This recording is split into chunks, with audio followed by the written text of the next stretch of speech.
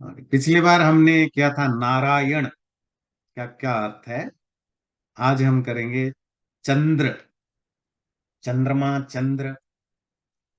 तो धातु है चदी, आह्लादनी। आह्लाद कहते हैं डिलाइट ना, आनंद। उसी से चंद्र बना। और चंद्र को भी चंद्र इसीलिए कहते हैं क्योंकि वो डिलाइटफुल होता है, उससे आनंद मिलता है। और चंद्र के वैसे बहुत सारे नाम है, जिसको हम मून कहते हैं। हम्म, पर हर हर नाम का अपना एक मीनिंग है। सोम, सोम का मतलब भी आनंद होता है। शशि, क्योंकि उसमें वो शशा कहते हैं खरगोश, रैबिट। उसमें जो एक ब्लैक कलर की दिखता है ना, जो पहाड़ी वगैरह का जो एक, तो वो खरगोश जैसा पिक्चर दिखता है, इसलिए इसको शशि या शशांक कहते हैं ना। मृगांक, शशांक, ये सब चंद्रमा के लिए यूज होता है, क्योंकि वो हिरण या खरगोश जैसा एक वो काले रंग का पिक्चर उसमें दिखता है। और भी बहुत सारे शब्द हैं। निशाकर, मतलब रात को जिसके रेज आते हैं। पर हम फोकस कर रहे हैं चंद्रमा, चंद्र, आह्लाद, आनंददायक, डिलाइटफुल होने से। तो अगर ये आह्लाद देने वाला है, खुशी देने वाला, या डिलाइट मेकर है, तो वो तो कोई भी हो सकता है, जो भी आनंद देता है, खुशी देता है।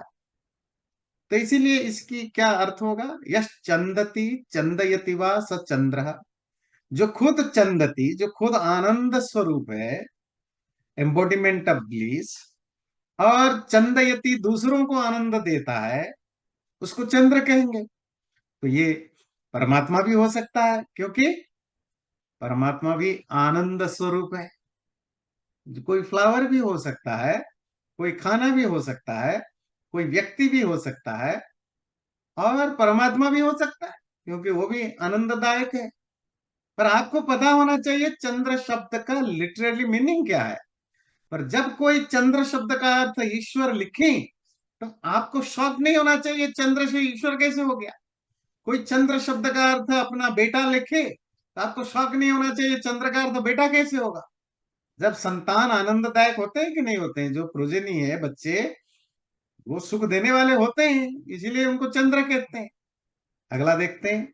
आचार्य जी, एक मिनट वापस जाएंगे।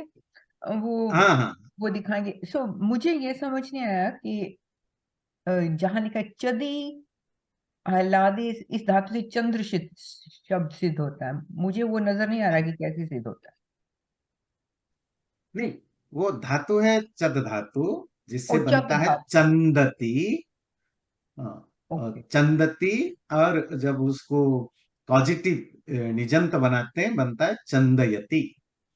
जैसे गम धातु है, हाँ तो हाँ, रूप चलता है गच्छति। ठीक है। जैसे दृश धातु है, रूप चलता है पश्यति। इसी तरह चद धातु है, रूप हम्म। चलता है चंदती। पर क्या है कि जो धातु हम जानते हैं ना, गम धातु, त्रि धातु, तो धातु रूप में जो व्याकरण में, व्याकरण शास्त्र में, वो उस तरह नाम नहीं होता है। वहां गम धातु नहीं, यहाँ गमलूर धातु है। वो री को ड्रॉप करके सीधी सिंपल भाषा के लिए गम कह देते हैं, है ना। ये जो क्रू धातु नहीं है, वो डुक्रू धातु है। सिंपल भाषा में क्रू बोल देते हैं। तो ये चंद धातु नहीं है, वो चद धातु है, चदी धातु है, तो उससे चद बन के चंद्र हो जाता है। तो धातुओं का जो टर्मिनोलॉजिकली जो यूज है वो कुछ दूसरा है। स्वामी जी उसको जो उसका जो टर्मिनोलॉजिकल फॉर्म है उसी में दिखाते हैं। आप जब संस्कृत पढ़ते हुए सुनते हैं, वो उसका जनरल यूज सुनते हैं। आपको हम बताते हैं गम धातु, दृश्य धातु, है ना। दृश्य धातु देखना, गम धातु जाना, श्रु धातु सुनना। पर एक्चुअली शास्त्रों में वो उसके आगे पीछे कुछ और भी लगा हुआ होता है, उसको हम क्लीन करके आपके ओ सामने अच्छा, रखते शॉर्ट फॉर्म। हैं। हाँ, शॉर्ट फॉर्म। हाँ समझ, थैंक हाँ यू। यार। और आचार्य जी, एक जस्ट आया मेरे दिमाग में क्वेश्चन के, नॉर्थ में ना बीच में मिडिल नेम चंद होता है, तो आई थिंक वो बिगड़ा हुआ रूप है चंद्र का। हाँ हाँ। अब वो हाँ, हिंदी में तो सारे शब्द हिंदी में क्या, लोक भाषा में, किसी भी इंडियन लैंग्वेज में संस्कृत भाषा का दो तरह से इम्पैक्ट होता है। एक तो डायरेक्ट शब्द आ जाता है ना, उसको तत्सम कहते हैं। जैसे चंद्र चंद्र ही हुआ, पुत्र पुत्र ही हुआ, पिता पिता ही हुआ, ये तो तत्सम, एज इट इज इक्वल। एक होता है तद्भव, अर्थात उससे बिगड़ के कुछ बना। पुत्र, कहीं कहीं पु यूज होता है, चंद्र चांद यूज होता है ना। राइट। तो इसी तरह इंद्र इंदर यूज होता है ना। रविंदर रविंदर, है ना, तो वो रविंद्र है, तो वो बिगड़ के आता है। माता माँ हो जाता है, मामा हो जाता है। तो ये है उसकी तद्भव शब्द। तो संस्कृत दो तरह से इंडियन लैंग्वेज, इंडियन क्यों, यूरोपियन लैंग्वेज में भी इसको कहते हैं Indo European family. Indian language और यूरोपियन लैंग्वेज में संस्कृत दो तरह से इम्पैक्ट डालता है, तद्भव और तत्सम। तत्सम मतलब डायरेक्ट, सेम वर्ड ही यूज होता है। यूरोपियन लैंग्वेज क्योंकि काफी दिनों से डिस्कनेक्टेड हुआ है, तो उसमें संस्कृत के ज्यादातर शब्द तद्भव के रूप में, अर्थात डिफॉर्म्ड होकर के या मॉडिफाई होकर के दिखते हैं।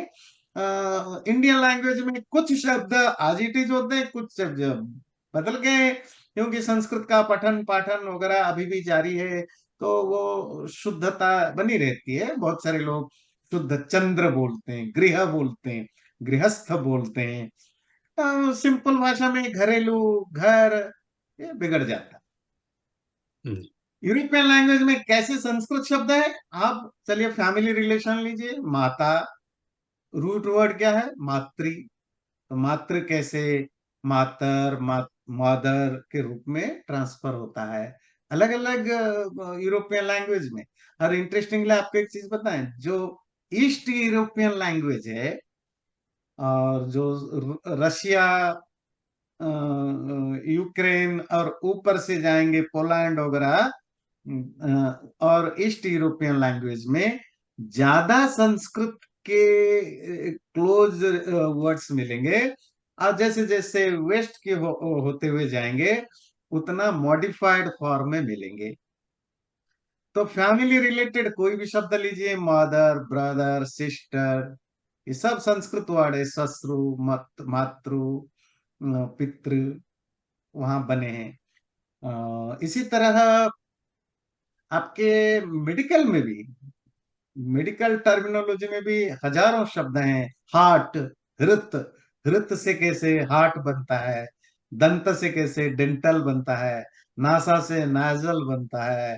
तो आपको बॉडी से रिलेटेड भी सैकड़ों शब्द है, वो आपको इंडियन लैंग्वेज, यूरोपियन लैंग्वेज में मिलेंगे।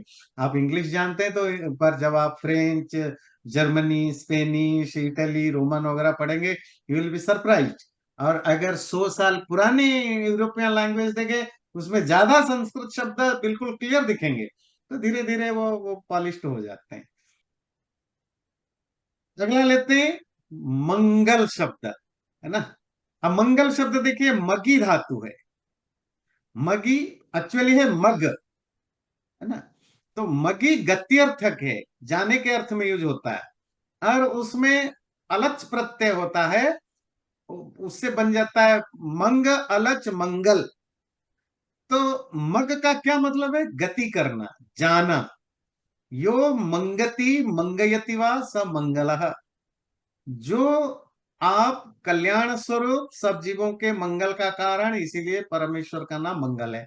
पर हमें मंगल गति अर्थक मग धातु से मंगल मतलब ऑस्पिशियस तक जॉइनिंग कैसे हुई, जानना जरूरी है ना। ये है गति, गति मतलब मूवमेंट। मूवमेंट का अर्थ ऑस्पिशियसनेस या शुभ से कैसे रिलेटेड है, बिल्कुल वैसे जैसे आर्य शब्द है, रूट वर्ड है रू धातु, री, गतो अगेन मूवमेंट।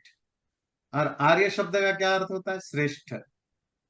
ध्यान दीजिए, हमारी वर्ड की जो रूट मीनिंग में छुपा है, हमारे कल्चर में हम किस चीज को कितना इंपॉर्टेंस देते थे। मूवमेंट अगर आप में है तो प्रोग्रेस है ना।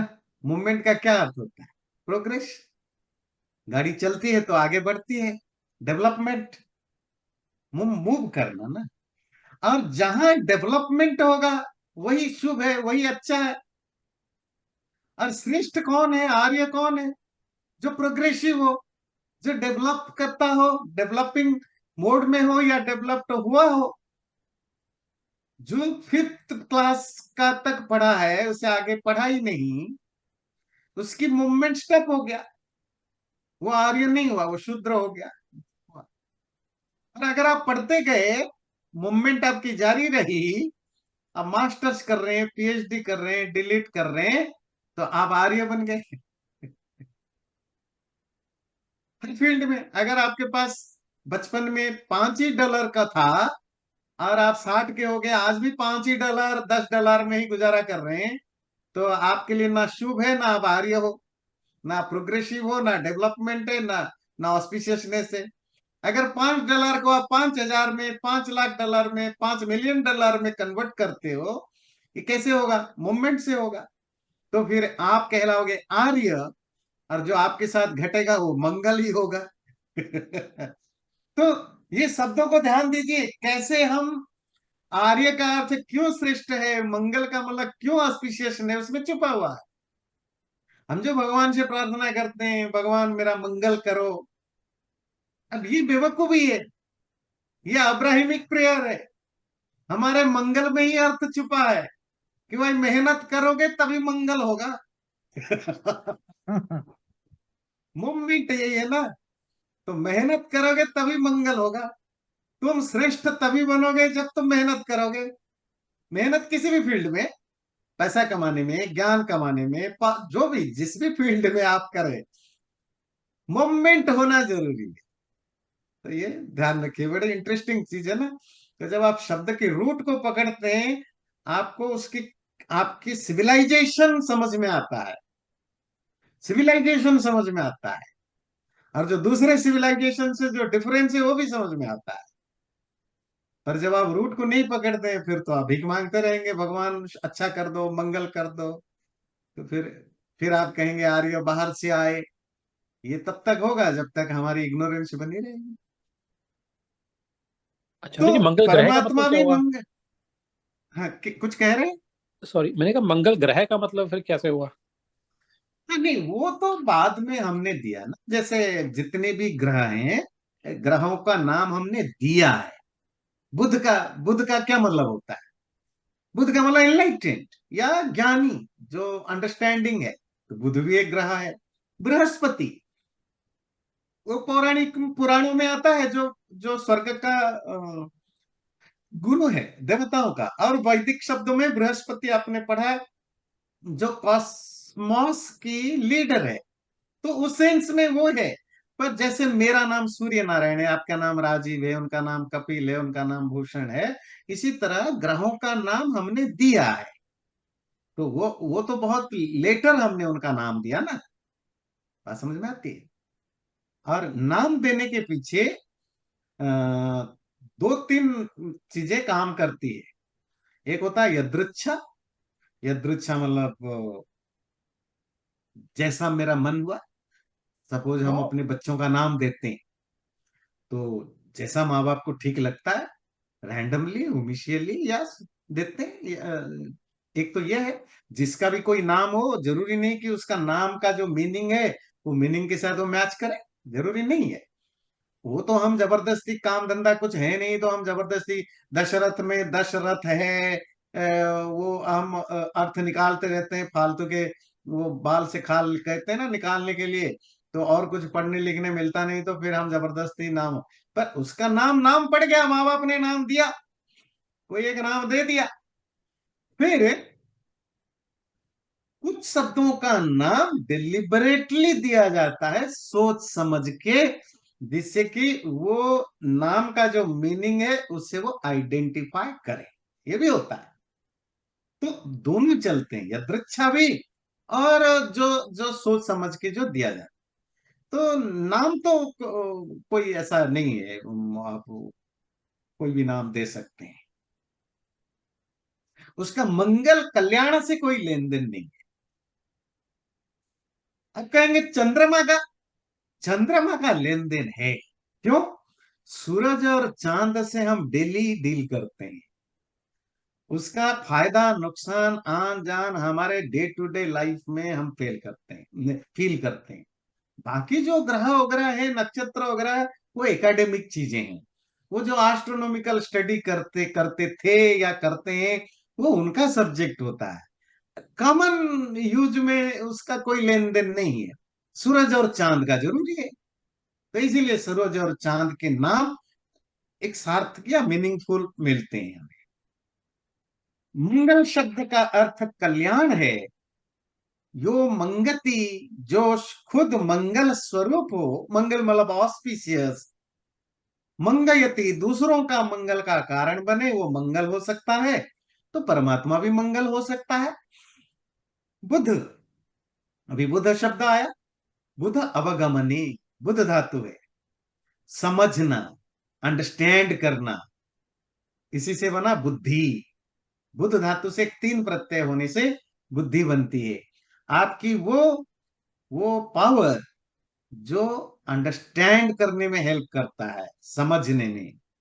तो ठेठ हिंदी में बोले, जो समझदारी है, जो समझने की एबिलिटी है, उसी को कहते हैं बुद्धि, और उसी को हम विजडम कहते हैं, इंटेलेक्ट कहते हैं, है ना।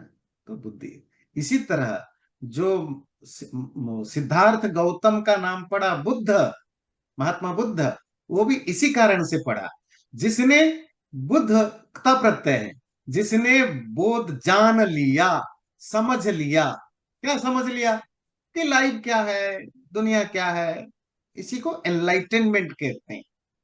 तो कोई भी व्यक्ति जो किसी चीज को जान गया, वो उस चीज का बुद्ध है। हमारे यहाँ भी जो विद्वान है, उनका एक नाम होता है बुध। ग्रह का नाम भी बुध पड़ा, वो तो एस्ट्रोनॉमिकल नाम हमने डाला है बुध। उसका कोई मीनिंग से ज्यादा रिलेशनशिप नहीं है बुध। परमात्मा बुध है, क्योंकि बुध धातु अवगमनी, यो बुध्यते वा स बुध, जो स्वयं ज्ञान स्वरूप है, बोध स्वरूप है, या जीवों को समझाने का, समझने का जो कारण है, उसी को बुध कहते हैं। वो परमेश्वर हो सकता है। परमेश्वर हम सब, हमारे अंदर जो अंडरस्टैंडिंग करने की जो एबिलिटी है, वो परमात्मा ने दिया हुआ है। इसलिए परमात्मा कॉज ऑफ अंडरस्टैंडिंग है, दैट्स हाउ वो बुध है। और परमात्मा खुद ज्ञान स्वरूप है, is a form of knowledge, that's how वो बुध है। और जरूरी नहीं कि परमात्मा ही बुधा हर जगह मिले। अगेन, मैं बार बार रिपीट नहीं करूंगा, पर आप समझ जाइए, जिस भी शब्द की हम यहाँ व्याख्या कर रहे हैं, वो शब्द जहां जहां उसका मीनिंग फिट लगेगा, वहां आप यूज कर सकते हैं। इसी तरह बुध से विद्वान भी हो सकता है, बुध से ऋषि भी हो सकता है, बुध से एनलाइटेंड पर्सन भी हो सकता है, बुध से परमात्मा भी हो सकता है। बृहस्पति, बृहस्पति का अर्थ हम कर चुके हैं ऊपर। अब आते हैं शुक्र। आचार्य जी, लाइटर नोट, हाँ बोलिए। नहीं, मैं एक लाइटर नोट पे पूछना चाह रहा था कि जो आपने बुद्ध के कई वर्जन्स बतलाए हैं, तो बुद्धू का क्या रिलेशनशिप है उससे? क्योंकि वो तो उल्टा पड़ जाता है। रिलेशन तो लगता है बुद्ध से ही कुछ है, पर हो सकता है, मुझे आई एम नॉट श्योर, आप में से जिनको उर्दू बता, क्या अरबी में या पारसी में हो सकता है। आई एम नॉट श्योर कि बुद्धू शब्द का कोई यूज हो मूर्ख के अर्थ में, बेवकूफ में अर्थ में, क्योंकि हिंदी में पारसी और अरबी का एक्सट्रीमली इन्फ्लुएंस है ना। ये तो आपको पता है, हिंदी भाषा में एक्सट्रीमली इन्फ्लुएंस है अरबी और पारसी, और जिसका परिणाम हुआ कि बाद में ब्रिटिश और गांधी जी की कोशिशें एक नई लैंग्वेज को, उसका एक लैंग्वेज ही दे दिया, बोले ये उर्दू एक अलग लैंग्वेज है। उर्दू कुछ नहीं, हिंदी भाषा में जब मैक्सिमम अरबी और पारसी यूज किया गया टू टू अपीज मुस्लिम्स, तो वो धीरे धीरे एक हिंदी का एक नया वर्जन बन गया। आगे जाकर बोला गया कि ये अलग लैंग्वेज है, उसको उर्दू कहा गया, जिसको पाकिस्तान ने अपनी नेशनल लैंग्वेज भी बनाई। और हमारे यहाँ भी मुसलमान लोग अपनी मुसलमानों की भाषा के रूप में यूज करते हैं, जबकि उर्दू एक बड़ा आर्टिफिशियल लैंग्वेज जो 17th 18th सेंचुरी में डेवलप हुआ, और वो डेवलप जरूरी किया गया कि मुसलमानों को खुश करने के लिए, कि उनके में हिंदी, आम हिंदी शब्द में मैक्सिमम संस्कृत, अरबी और पारसी के शब्द डाले गए। तो वो है। बाकी बुद्धू का मुझे एक्चुअल पता नहीं है, ये अरबी पारसी से रिलेटेड है कि संस्कृत के बुद्ध धातु से रिलेटेड है। It could be that just to look down upon, क्योंकि हम तो बुद्ध बोलते हैं very learned person, so just to look down upon the Hindu tradition and Hindu this, they must have converted from Buddha to बुद्धू की।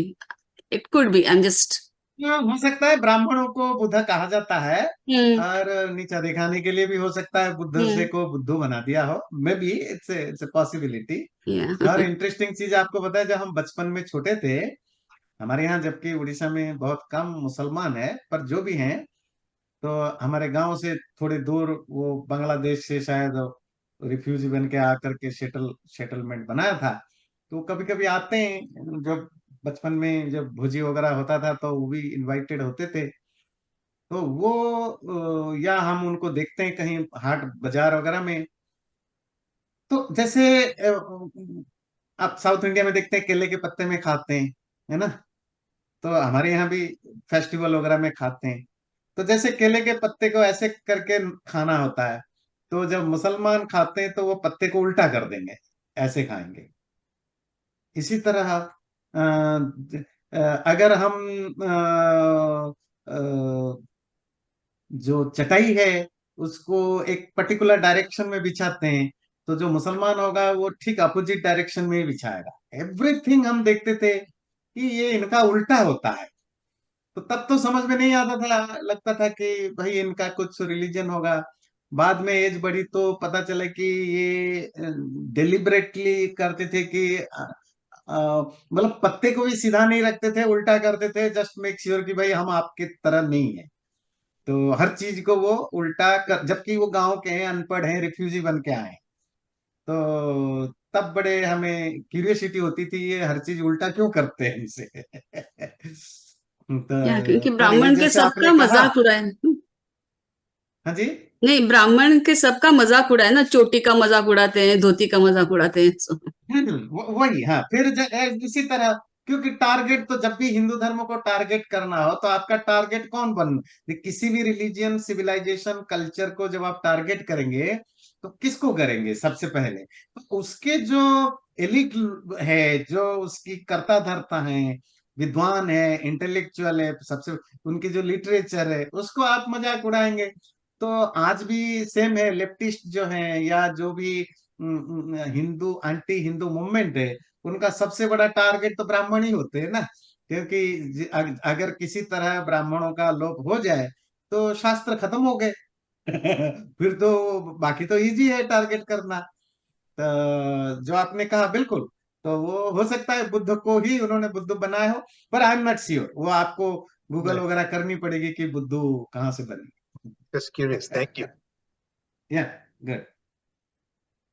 चलिए अगला लेते हैं। ग्रह शुक्र, शुच धातु से बना है। शुच धातु से शुक्र बना। शुच का अर्थ होता है पवित्र करना, क्लीन करना, क्लीनिनेस। इस धातु से शुक्र शब्द सिद्ध होता है।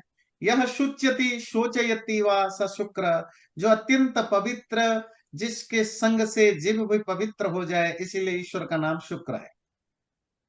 शुक्र और शूद्र दोनों एक ही रूट से बने हैं, शुच धातु से, जिसका अर्थ होता है पवित्र। पवित्र in the sense pure, clean, इसी अर्थ में बना है। तो जो पवित्र कराता है दूसरों को, जो प्यूरिफाई कराता है, वो शुक्र है, या जो प्योर है वो भी शुक्र है। इसी और इंटरेस्टिंगली जो शूद्र में भी जो शूद्र शब्द है वो भी शुच धातु से बना है, पवित्र। पता नहीं कैसे शूद्र शब्द को, फिर पता नहीं क्यों, वो तो रूल है दुनिया में। कोई भी आप रूल रेगुलेशन बनाए, टाइम के साथ वो उसके साथ मैनिपुलेशन होता है, फिर हम इसको वो सोसाइटी में प्रॉब्लम क्रिएट होता है, वो तो दुनिया का नेचर है। फिर हम शूद्रों को नीचे स्तर पर ले गए। तो शुक्र शब्द आपने जाना। अच्छा चलिए, अगला है शनि। आजकल तो शनि की बड़ी पूजा होती है, और शनिश्चर, आजकल तो ज्यादा शनिश्चर भी बोलते हैं। चर गति भक्षण यो हो, चर धातु का अर्थ होता है जाना या खाना, और शनि का मतलब होता है धीरे धीरे, स्लोली। तो यह शनिश्चरति स शनिश्चर, जो सब में सहज से, आसानी से, इजीली मूव करता है, उसको शनिश्चर कहते हैं। और या जो आसानी से, इजीली दूसरों के द्वारा प्राप्त किया जा सके, उसको भी शनिश्चर कहते हैं। Who can be reached easily and who can reach others easily, तो उसको शनिश्चर कहते हैं। चर धातु चलना, मूव करना, या खाना, खाने के अर्थ में भी चर होते हैं। वो जैसे लोग कहते हैं ना, वो तो सारा का सारा खाना चर गया। गाय बकरी के लिए भी यूज होता है, गाय बकरी घास चरते हैं। तो चर धातु संस्कृत में जाने के अर्थ में भी होता है, चरण, चरती, और खाने के अर्थ में भी।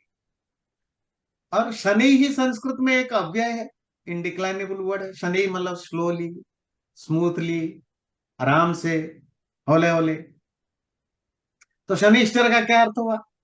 जो धीरे धीरे चलता है, या इजीली, इजी गोइंग जिसको आप कहते हैं, इजी गोइंग। तो परमात्मा को इजी गोइंग का क्या मतलब है? अगर शनिश्चर का अर्थ कहीं परमात्मा करे, वेद में कोई शनिश्चर शब्द आए, तो क्योंकि परमात्मा इजीली रीचेबल है, उसके लिए आपको बहुत कुछ मेहनत करनी नहीं पड़ती है, पैसा कमाना, भाग दौड़ करना, बस शांत होना पड़ता है।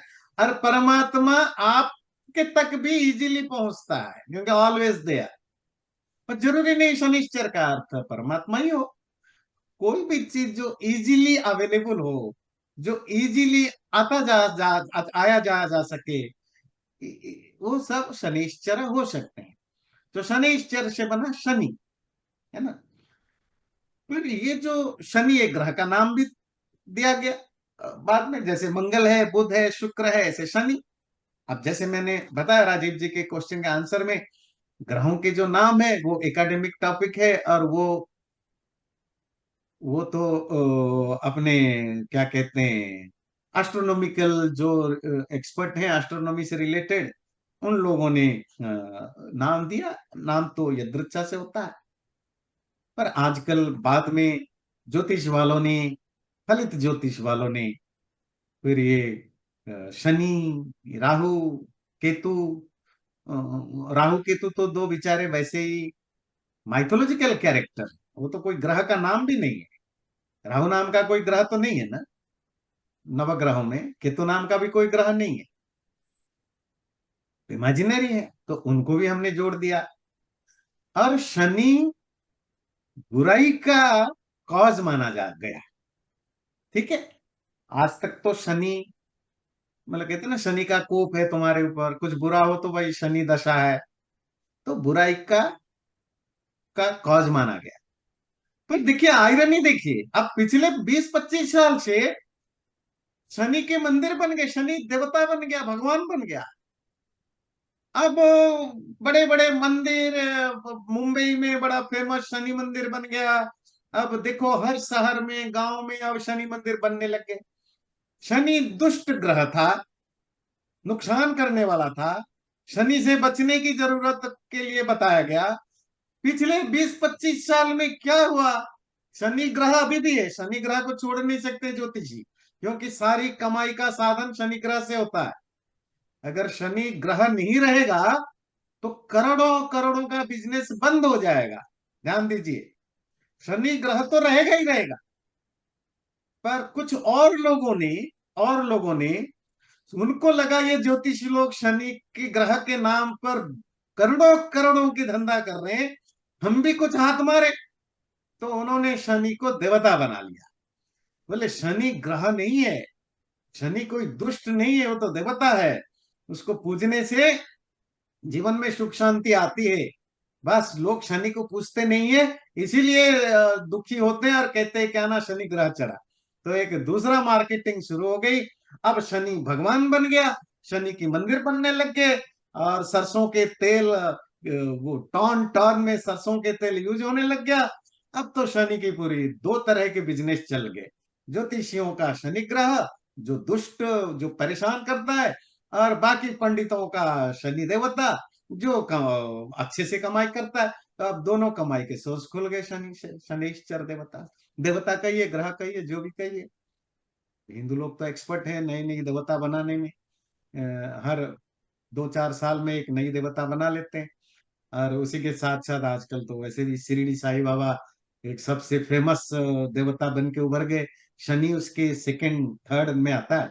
अभी भी जो आज के डेट में आज के डेट में हिंदुओं में जो सबसे जो वायरल है, जो देवता जिसको कहते हैं ना सोशल मीडिया की भाषा में जो वायरल है, वो तो शिरडी साईं बाबा है। वहां तक तो अभी कोई और मॉडर्न देवता पहुंचा नहीं है। शनि की धीरे धीरे पॉपुलैरिटी बढ़ाई जा रही है, मे भी अगले 15-20 साल में साई सेकंड में आ जाए, शनि फर्स्ट में आ जाए। और हर डिकेड में नई नई देवताएं हिंदुओं में आ जाते हैं। वो पुराने देवता पीछे चले जाते हैं, वो तो चलता रहता है। चलिए और 2-3 देवता ले लेते हैं। अरे जी, ये जो शनि ग्रह है वैसे वो स्लो चलता है कहते हैं एस्ट्रोनॉमिकली। क्या होता है? स्लो चलता है, बाकी ग्रह को कंपैरिजन में काफी स्लो चलता है वो। हाँ, हो सकता है उसी के कारण उसका नाम शनिश्चर हो। या गुड गुड, ये आपने अच्छा इंफॉर्मेशन दिया, तो स्लो चलता है। हाँ। शनि के बाद आया राहु। अच्छा, राहु रह धातु है। रह धातु का अर्थ है त्याग करना, गिव अप, ठीक है, अबंडन, छोड़ देना, किसी चीज को त्याग देना। तो क्या त्याग देना? यो रहति परित्यजति दुष्टान, जो दुष्टों को त्याग देता है, छोड़ देता है। राहयति त्याजयति, या दूसरों को द्वारा छुड़वा देता है। स राहु, वो राहु ईश्वर भी हो सकता है। तो ये सब शब्द ईश्वर के अर्थ में भी हो सकते हैं, बाकी चीजों के अर्थ में भी हो सकते हैं। तो जो एकांत स्वरूप है, जिसके स्वरूप में दूसरा पदार्थ मिला हुआ नहीं है, जो दुष्टों को छोड़ने और अन्य को छुड़ाने हारा, उसे उससे परमेश्वर का नाम भी राहु है। तो राहु शब्द में रह धातु है, त्याग करना, छोड़ना। उसकी दो चीजें, तो अबेंडन, किसी चीज को परित्याग कर देना, जैसे व्याख्या की गई स्वामी जी के द्वारा, जो दुष्टों को, विकेड लोगों को त्याग देते हैं, कष्ट देते हैं, उनकी सुख को वापस ले जाते हैं, इसीलिए परमात्मा भी राहु हो सकता है। दूसरा राहु शब्द का अर्थ दिया जो मिक्स्ड ना हो किसी के द्वारा, जो भी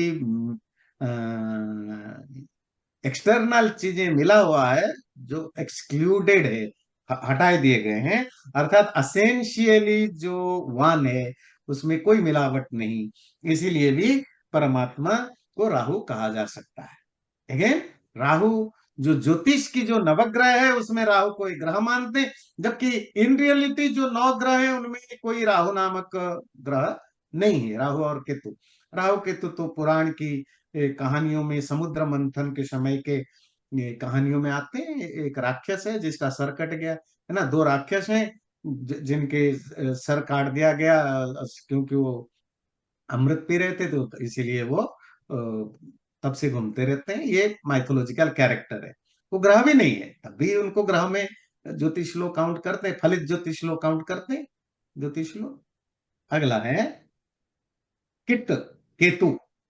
कित निवास से रोगापनयनी च, ये बड़ा इंटरेस्टिंग है। कित शब्द का 2 अर्थ है, निवास, रेजिडेंस, रहना, और रोगापनयनी, रोग, बीमारी को हटाना। इसीलिए उस कित से बना चिकित्सा, रोग हटाने की इच्छा, चिकित्सा, desire to take away the diseases. और जिसके अंदर रोग हटाने की इच्छा हो उसको चिकित्सक मतलब डॉक्टर, वैद्य कहा गया कित धातु से। और उस कित से, कित का दूसरा अर्थ क्या है? रहने की जगह, रहना। तो उससे बना निकेतन, केतन।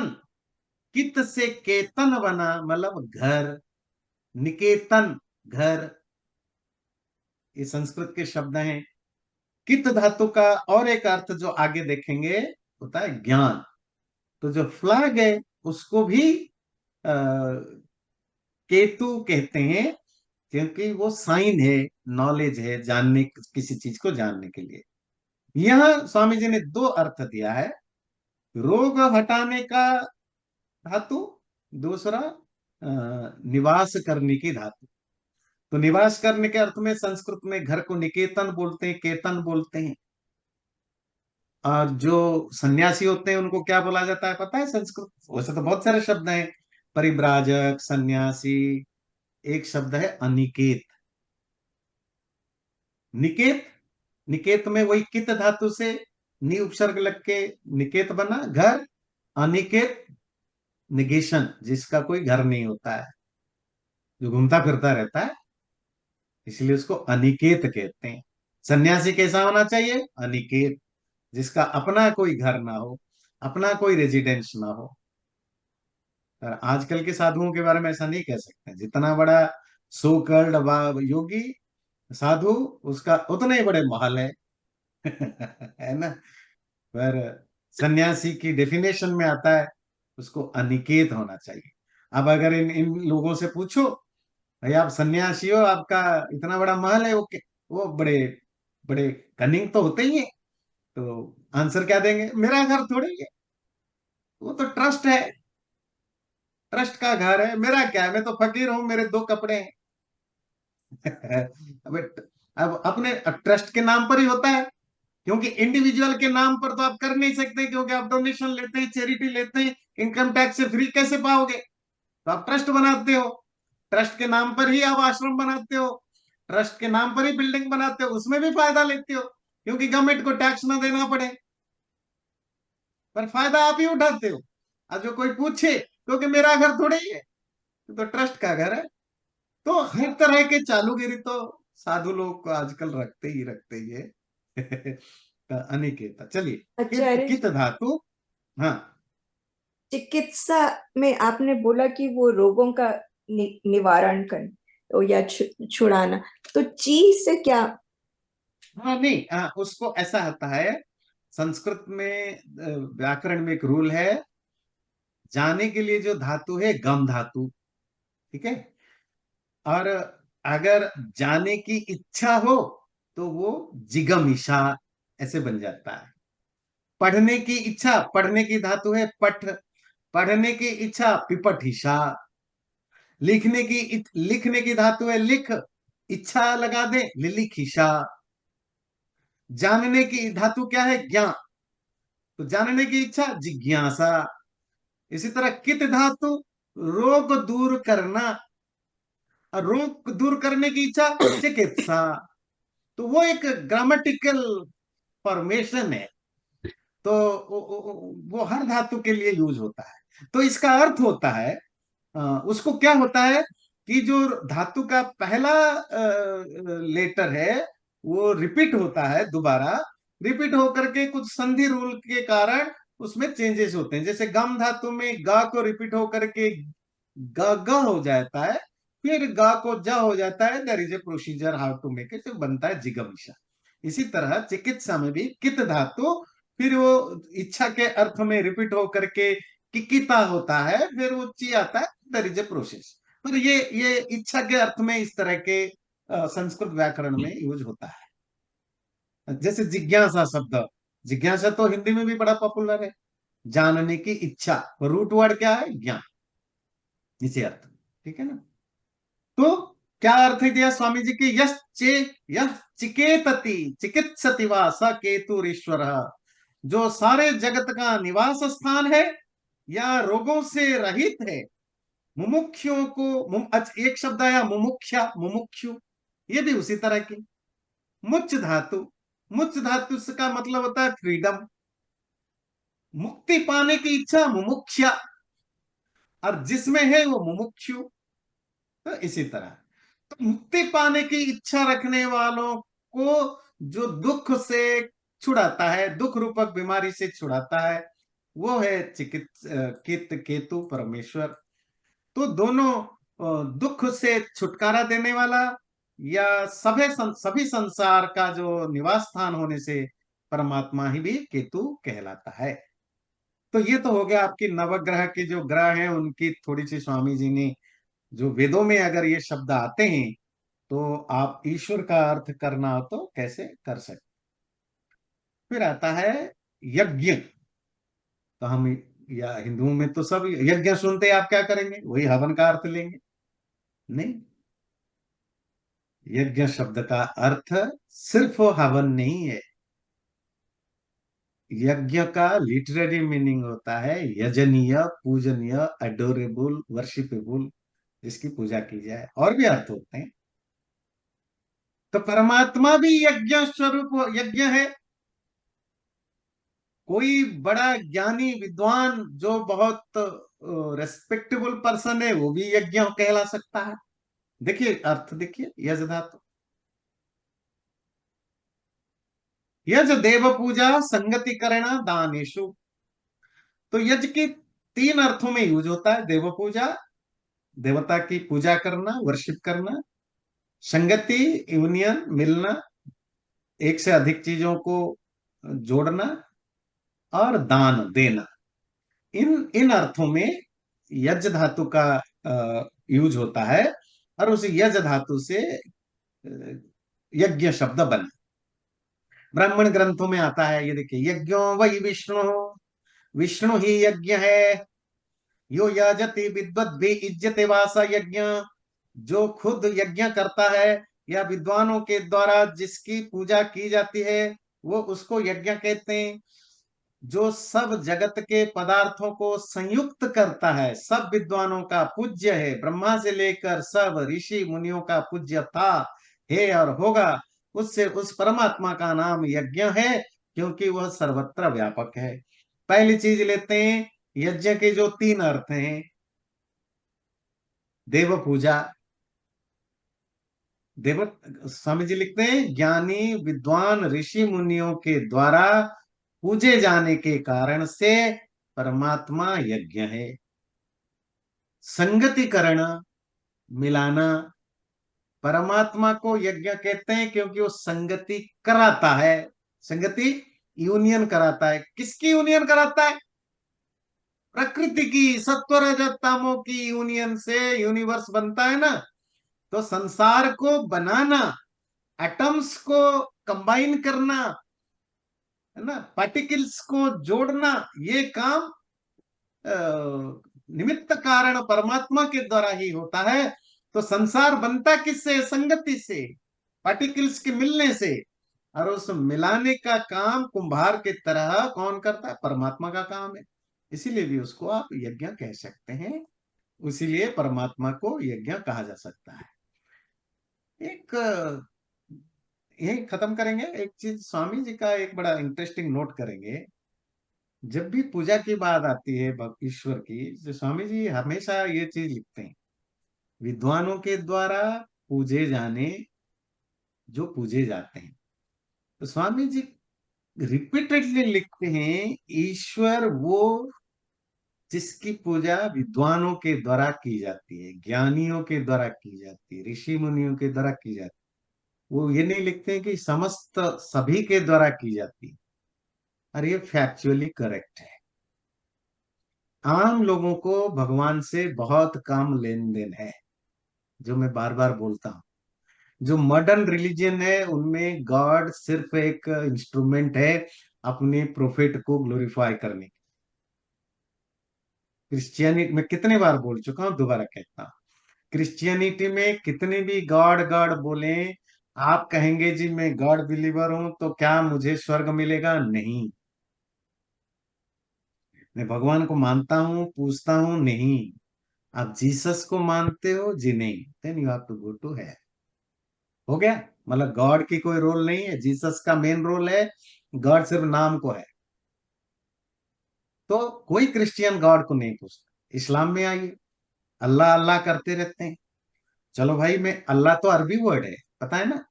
अल्लाह कुरान से पहले भी अल्लाह शब्द था। अल्लाह जैसे जैसे इंग्लिश में आप गॉड बोलते हैं, संस्कृत में आप ओम बोलते हैं, पारसी में खुदा बोलते हैं, तो अरबी में अल्लाह बोलते हैं। अल्लाह मुसलमानों की देवता नहीं, अरबी में गॉड को अल्लाह कहा जाता है। आप कहेंगे कि मैं अल्लाह को मानता हूं, तो ठीक है, मैं मुसलमान हूं। मुसलमान मतलब प्योर, मुझे स्वर्ग में स्थान मिलेगा नहीं। मोहम्मद को प्रोफेट मानते हो कि नहीं? कुरान और हदीस के हिसाब से कुरान और हदीस के हिसाब से को एब्सोल्यूट ट्रूथ मानते हो कि नहीं? चलो नहीं, चलो नहीं होगा। मतलब अल्लाह भी वहां इंस्ट्रूमेंट है, मेन तो मोहम्मद और कुरान और हदीस है। और हमारे यहाँ आइए, आप कहेंगे कि मैं भगवान को मानता हूं। हिंदुओं में जैसे मैं लोगों के घर में जाता हूँ, या लोग आते हैं पूछते हैं कि आप कौन से भगवान की पूछते हो हवन में? भाई तुम्हारे कितने भगवान हैं? तो नाम गिना देते हैं, इतने सारे भगवान हैं। जो साईं बाबा को पूछता है, जो शनि को पूछता है, जो गणेश को पूछता है, जो किसी भी गुरु को पूछता है, राम स्वरूप, राम आशा राम को पूछता है, उसके भगवान से क्या लेन देन है? आप बताइए। आम लोगों का भगवान से कोई इंटरेस्ट नहीं है, जहां फायदा मिले वही भगवान। और आप अगर ठीक से बेच पाए तो फिर आप जिसको कहो उसको वो भगवान मानने को तैयार है। भगवान को रियली तो वही पूछता है जो जानता है, जो समझता है। इसीलिए स्वामी जी डिलिबरेटली शायद यूज करते हैं, मुझे पता नहीं, मैंने एक उनके पैटर्न नोट किया कि लिखते हैं कि ज्ञानियों के द्वारा, विद्वानों के द्वारा जो पूजे जाते हैं वही ईश्वर है। कॉमन आदमी तो अपने फायदे के चक्कर में पड़ा रहता है, और उसको कैश करने के लिए दुनिया भर में ठग बने बैठे हैं, प्रोफेट गुरु बने बैठे हैं, वो भगवान बने बैठे हैं। तो चलिए यहीं रखते हैं, कोई क्वेश्चन हो तो पूछ सकते हैं, नहीं तो यहीं रख। चैनल को सब्सक्राइब जरूर करें और वीडियो अच्छा लगे लाइक भी जरूर करें।